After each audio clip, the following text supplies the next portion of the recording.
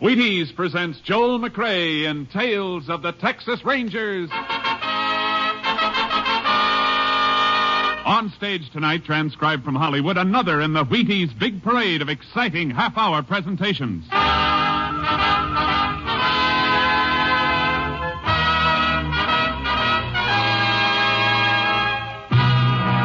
Tales of the Texas Rangers, starring Joel McCrea as Ranger Pearson.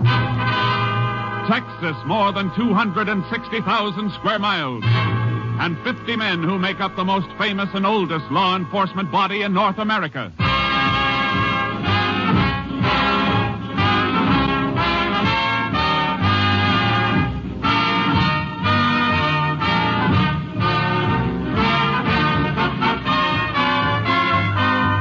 Now, from the files of the Texas Rangers come these stories based on fact. Only names, dates, and places are fictitious for obvious reasons. The events themselves are a matter of record.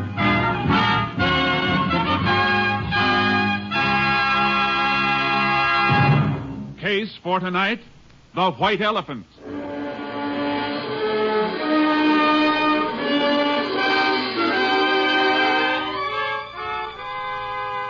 It is January 16th, 1950. The time, 6:28 p.m. A freight train just outside of a West Texas town gains speed and rolls through the gathering dusk. Inside a gondola car, a hobo crouches in a corner as the brakeman comes toward him. All right, Bo, this is where you get off. Now, listen, pal, just let me get to the next town. I said this is where you get off. But we're moving. Yeah, you get on where we was moving, you can get off. Now, come on, or I'll dust the top of your head. Now, listen, don't do it, I tell you. Get on your feet like this. No, let go. No, you want to get tough, huh? I told you to leave me alone, pal. You slug me, will you? Oh, you ain't getting me. I'm coming.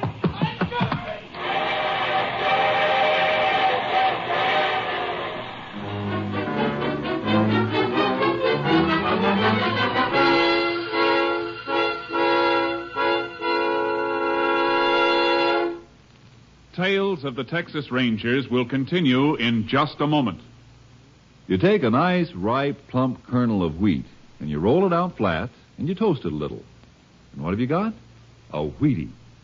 Do that over and over and over again. Do that enough times, and pretty soon you have a whole bowl full of Wheaties, and you can sit down to breakfast. Now, of course, you and I know not many people go to all that work to get their breakfast Wheaties. They just tip up that big Wheaties box and let those crisp little flakes tumble into the bowl. And you know what? When you do that, you get the very same 100% whole wheat goodness and energy that you'd get if you rolled out your own Wheaties flakes kernel by kernel. And the best tip I can give you is to tip the Wheaties into your own bowl first thing in the morning and see how Wheaties at 7 can help at 11.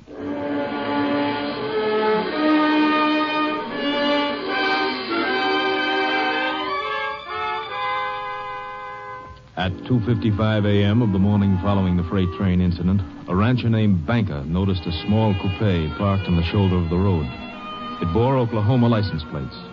Banker turned his spotlight on the car, saw a man slumped down on the driver's seat. A half hour later, Sheriff Caldwell, notified by Banker, began investigation of the murder and called in the Texas Rangers. Ranger Jace Pearson was assigned to the case. And a few hours later, Pearson, Banker, and Sheriff Caldwell stood at the scene. Pearson listened to Banker. It was just about 3 this morning when I saw it, Ranger. How come you were driving along this road that late? I've been to a ranchers' meeting in Almira's.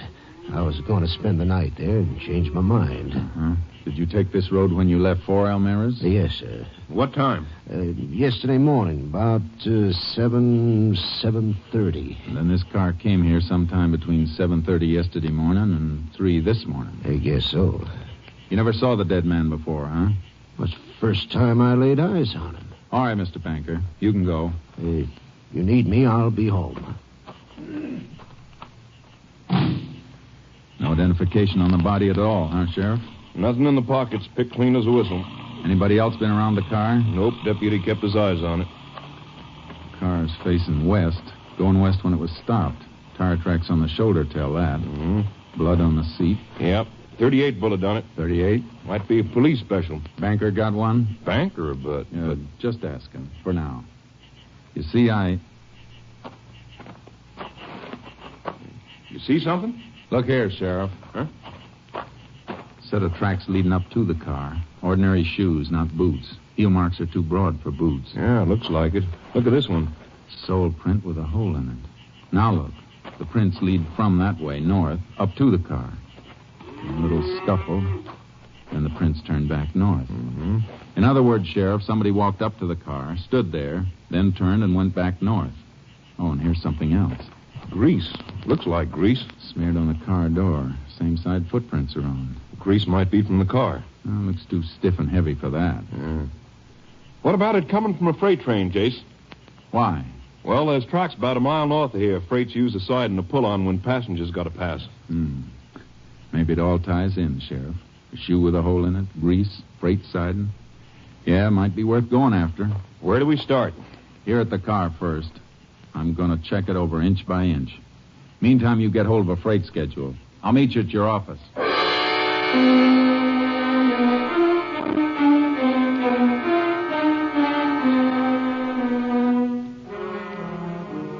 When I checked the car inside and out, I found a few things that were interesting and a little puzzling.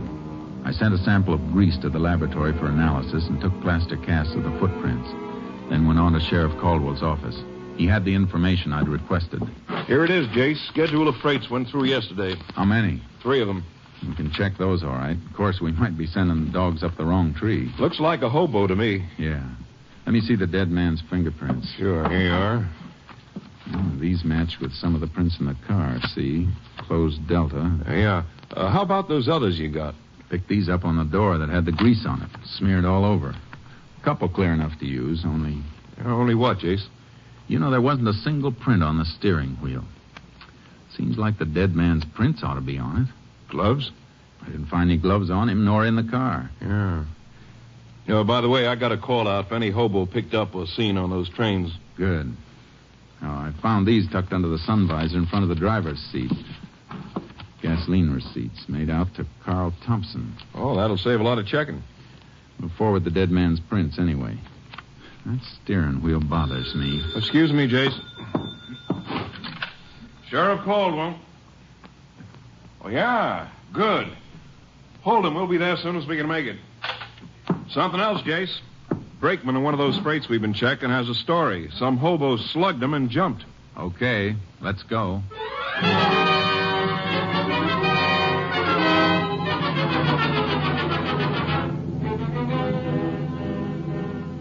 The brakeman took us to the approximate spot the hobo jumped off the freight.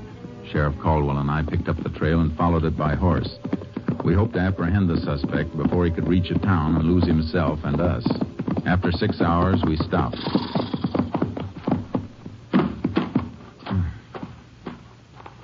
What's the matter, Jace? Tracks are different. Come here and take a look.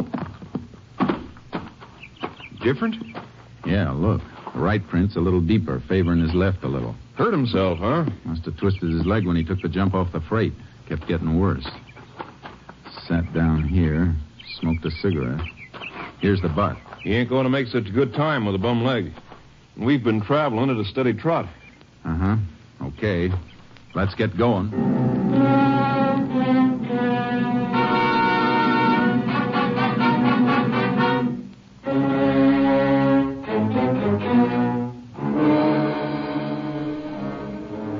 The suspect's trail showed increased favoring of his left leg. His progress became slower. More and more often he stopped to rest, and the trail became fresher and fresher. Evidence in a deserted shack showed suspect had rested there for quite a while. We picked up the trail again.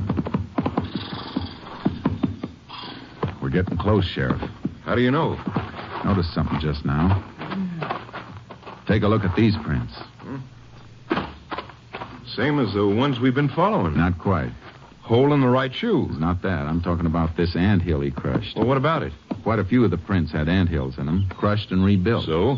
Ants start working on a new hill when the old one's been tramped down. This one's so fresh they haven't had time to rebuild. Hey, that's right. He can't be far off. Guess we better leave the horses tied up here, Sheriff, and start moving on foot.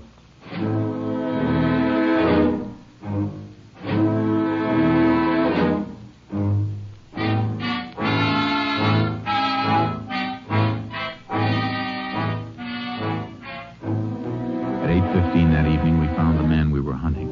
He was asleep. He gave us no trouble, and he denied anything and everything about the crime. We took him back, and I kept questioning him, but he stuck to his story. I never was there. I didn't do it. Ever own a gun? 38 police special? I told you 100 times I never owned no kind of gun. How'd you take all that skin off your I arm? don't know. Fell, maybe. You got that while you were running away. When you jumped off the freight, after you slugged the brakeman. No. Grease on your jacket. How'd it get there? Maybe off in the freight. Sure. That car we showed you, the one you said you'd never seen before. That's the truth. Is it?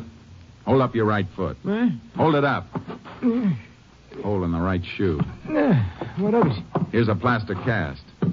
Cast at the print of the scene of the murder. Take a good look.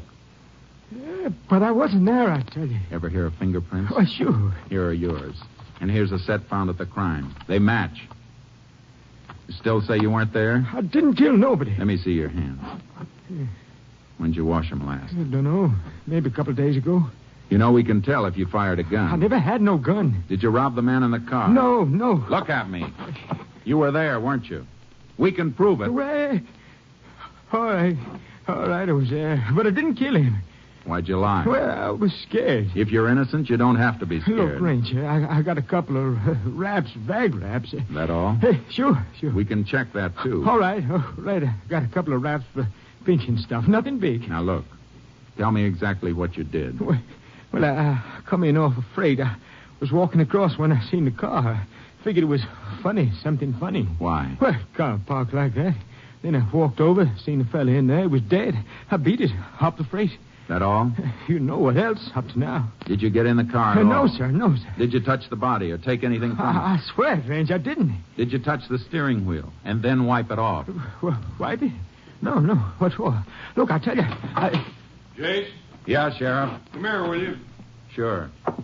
You stay put. I got no place to go. Here's all the dope and the murdered man, Thompson. Come in just now. Carl Thompson, resident Tulsa, Oklahoma, traveling salesman for Prince Extract Company. This checked? Double. Tallies with the gasoline receipts. Mm-hmm. What about him? The hobo? Yeah. I think the only crime he committed was failure to report what he saw. His fingerprints were all over the outside of the one door of that car, and none inside. Seems to me if he thought of cleaning up the inside, he'd have done the same outside. Yeah, looks like it. We'll give him the paraffin test anyway and see if he's fired a gun lately. And if he didn't? Start all over. And start with that clean steering wheel.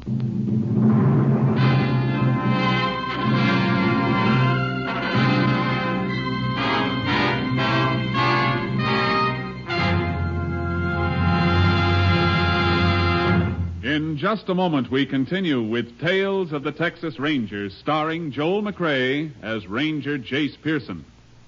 I guess nobody gets much of a taste treat out of taking their calcium and iron and phosphorus or their vitamins straight. But you simply have to have all those things to keep feeling good. And you should have them first thing in the morning, too. Because morning's the time you do most of your big day's work. That's when you really need the energy. You see, morning is the time when you really should... Wait a minute, Frank. Why don't you just tell them this? See how Wheaties at 7 can help at 11. Why, you took the words right out of my mouth, of course. Wheaties at 7.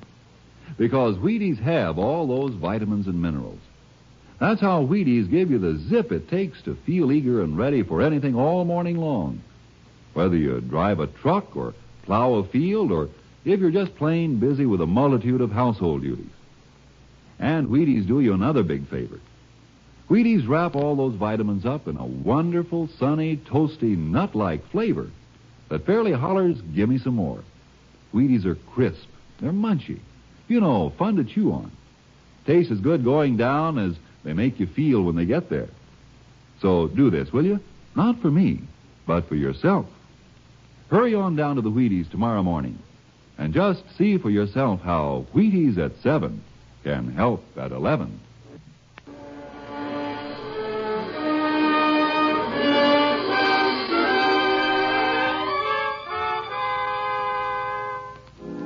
The result of the paraffin test was negative, but we held the hobo pending further investigation. I reported back to my captain, Stinson, at company headquarters. I told him I was pretty sure that the hobo's story checked out. Yeah, it looks like it. But somebody killed Thompson. Killed him and then drove him in his own car to where that rancher spotted it. There wasn't anything on Thompson, huh? No money, no papers, only these. Gasoline charge account receipts. Somebody went to an awful lot of trouble to clean him, but they overlooked these. Mm-hmm. On top, this looks like a plain case of murder with robbery as the motive, but if that was it, why go to all the risk of being spotted in a car with Oklahoma plates? Why not just kill him and leave him? I don't know, Jace. What's your thinking?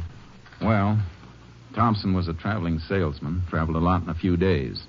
Now, suppose the killer realized that with Thompson far enough away from the scene of the crime, we'd have a pretty tough time finding out just where the murder was committed. Yeah, that could be. But why? Well, maybe the killer couldn't leave the spot. So he did the next best thing. Took Thompson's body away. And maybe it wasn't just robbery. Well, what else? I don't know yet, but I got some more checking to do. It'll take maybe a couple of hours, and then I might have some answers.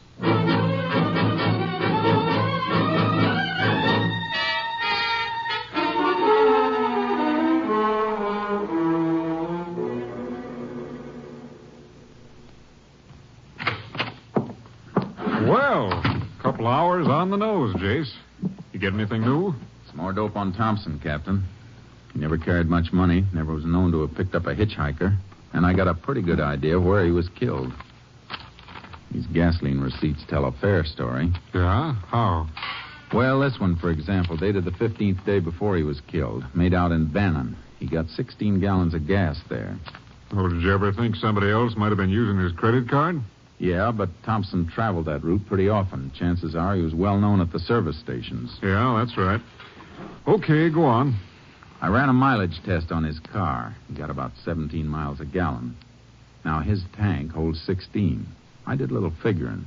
Just about enough gas was used to get him from Bannon to where his body was found. But he could have been killed anywhere between Bannon and where he was found dead. Sure, I know that. But it still looks like my next stop is Bannon.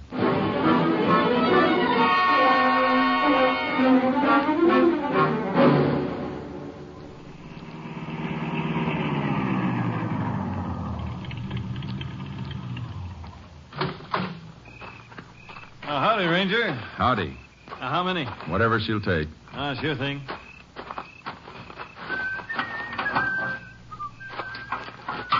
You the owner here? Yes, sir. How long? A couple of years. You work alone? Nights, yeah. Take a look at this, will you? One of my receipts. Credit card stuff. You know this Carl Thompson? Yeah, see him every, 4 or 5 months. When did you see Thompson last? The evening he bought that gas. Why, anything wrong, Ranger? Was Thompson alone that evening? Yeah. I never remember him ever having anybody along. What else do you remember about that evening? One of the worst sleet storms we ever had. Hit like it'd be tough for him to drive then, huh? Oh, sure. Hey, he was asking about some place to stay. You never stayed in Bannon before? I don't know. Leastways, he didn't know much about the places. I told him to try the hotel. He said it was full up. He said the motels were jam-packed. The lousy weather. You know where he went? Well, said he was going to try and find a place along the highway. Why, anything wrong? Plenty. Here's for the gas. I might come back and ask you some more questions. Thanks.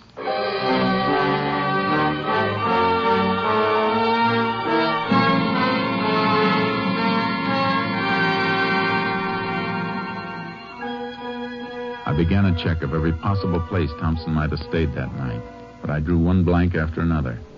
Then I got a lead at a motel on the outskirts of Bannon. Sure, Ranger. I remember that night. Sleet was an inch thick. We was full up here, but I sent him to a place down the highway, the Star Motel. Been closed and up for sale for quite a spell, but I heard it was opened up again.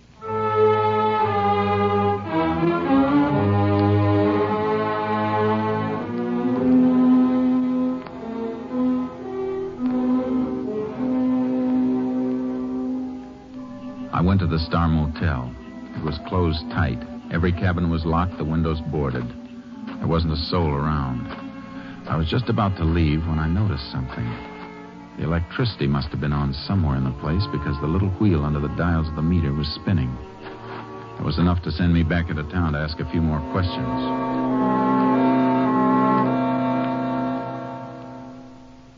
Now, let me see, Ranger.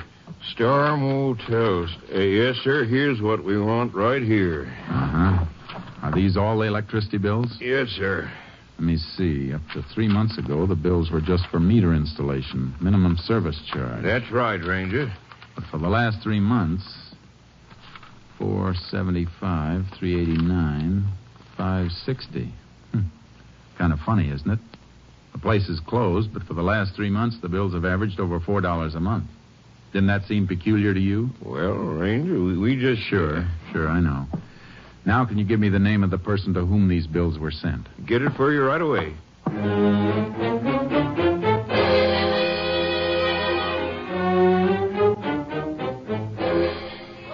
Why, yes, Ranger. Mr. Carlson's here. I believe he's on the phone right now, but if you come in... Thank you, ma'am. You Mrs. Carlson? Yes. I hope I'm not bothering you any, Miss Carlson. Not at all, Ranger. My husband's here. Oh, yeah? Yeah, I see. Well, I think that can be arranged. Yeah, sure. Tell you what, I'll come out a little later. I'll bring the client with me. Sure. Thanks for calling. Goodbye. And this is Ranger Pearson. Oh, hello. Sorry to barge in like this, Mr. Carlson, but I got a few questions. Questions? Sure, what about? You own the Star Motel, don't you? Yes, I do. Star Motel. Oh, that white elephant. White elephant? Yeah, I've been trying to get rid of it for 2 years. Why? Well, like Bessie said, it ain't been worth a hoot since the new highway went in 2 years ago. Only half the traffic that used to pass it. It hasn't been used for 2 years? Well, I guess I didn't mean exactly that. What did you mean? I tried to keep it going for a year after the highway went through, but couldn't rent enough rooms. Wasn't worth trying to save. You got the keys to it? Keys? Oh, sure. Is something wrong, Ranger? Might be, ma'am. Can you take me through the motel, Mr. Carlson? Anytime. Right now, suit you? Couldn't be better. Let's go.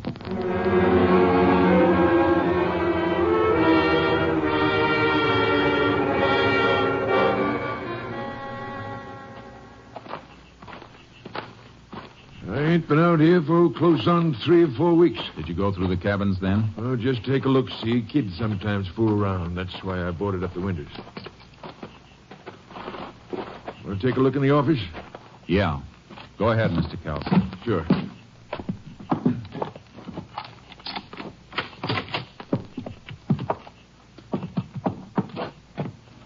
Nothing in here, Ranger.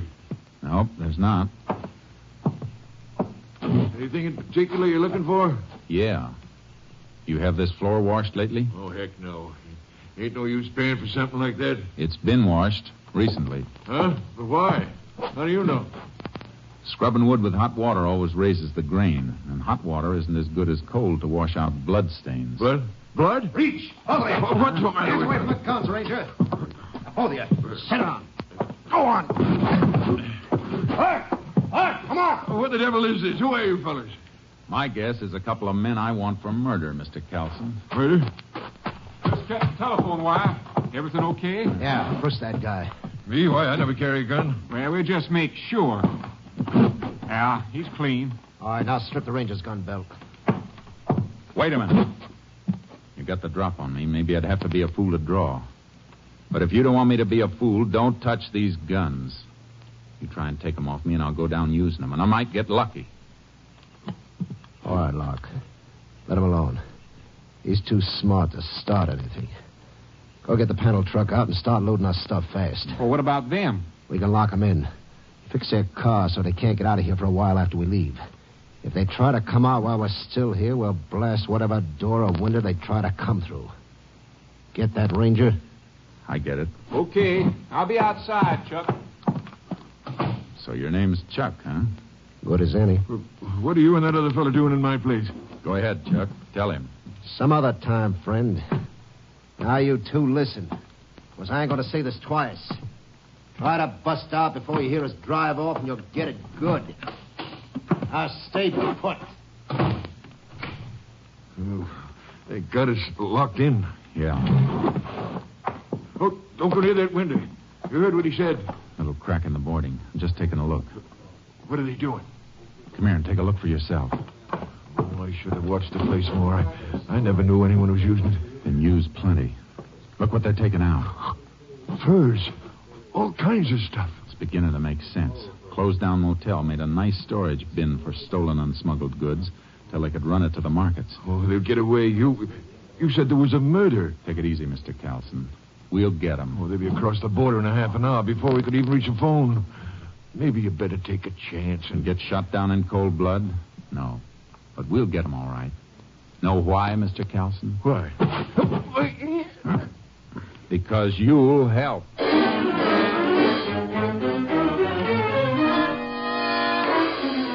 I pinned Carlson with a quick headlock and then got one arm up behind him and applied pressure so I could keep him still while I had a free hand. I reached into his jacket and found what I was looking for under his shoulder. Then I pushed him. Are you crazy? You almost broke my arm. Shut up, Carlson. Don't you think I saw this gun bulging under your coat and they deliberately missed it when they frisked you? You played it real smart, almost. Well, I don't know what you're talking about. This gun and the electric bills. You paid them. Paid bills that were being run up in a place that was supposed to be shut down.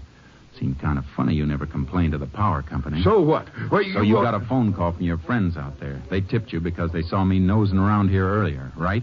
No. Okay, take a look out there. They're almost finished. In a couple of minutes, they'll be gone. In half an hour, they'll be over the border. How about you? You want to stick back here and face a murder charge? There's nothing you can prove. There's plenty we can prove, Carlson. And you're holding the bag. You'll have a tough time explaining those electric bills and them missing your gun. I didn't kill that man. Did this Chuck do it? Yeah, that salesman come in. He saw what was going on. Chuck killed him, then drove him away. All right. Now listen real careful to me. I'm going to fire this gun of yours. Then you hammer on the door and holler for him. Get it? What do you want to do then? Just listen. When they come up, tell them you had to kill me. Tell them to open the door. Then, Mr. Carlson, step back and out of the way fast. They'll be gone in a minute. Make up your mind.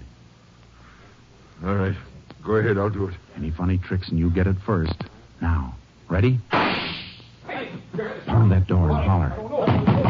Chuck, Lark, give me a fast. Open the door. Now, when it's open, step back.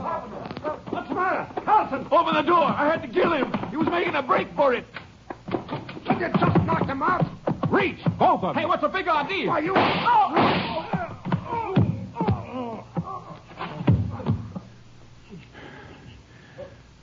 We'll come back for him later, Carlson.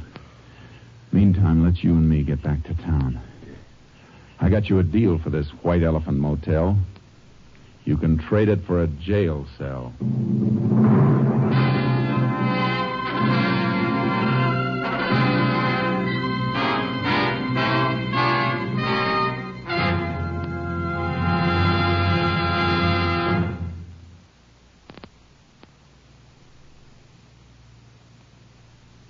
And now, here is the Wheaties man, Frank Martin.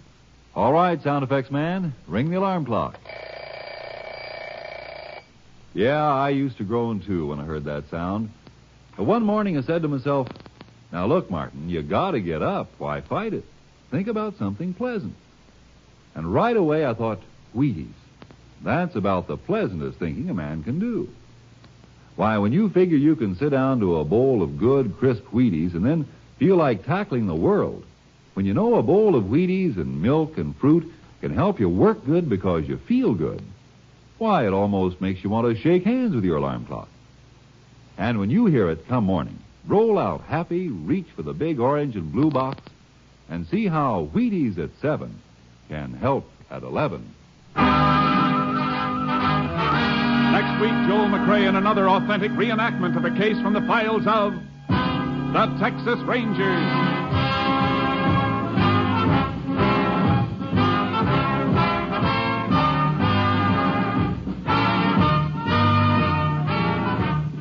Joel McCrea will soon be seen starring in the Universal International Technicolor production Saddle Tramp. Tonight's cast included Tony Barrett, Paul McVeigh, Lou Krugman, Jeff Corey, Robert Bruce, Byron Kane, and Jeanette Nolan. This story was transcribed and adapted by Russell Hughes. The program was produced and directed by Stacy Keach. And this is Hal Gibney speaking.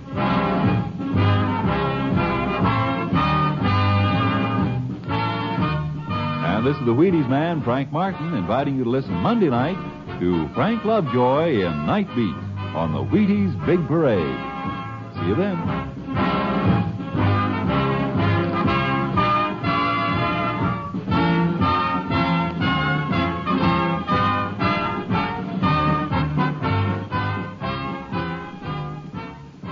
Listen tomorrow for the Summer Symphony. Now it's Basin Street time on NBC.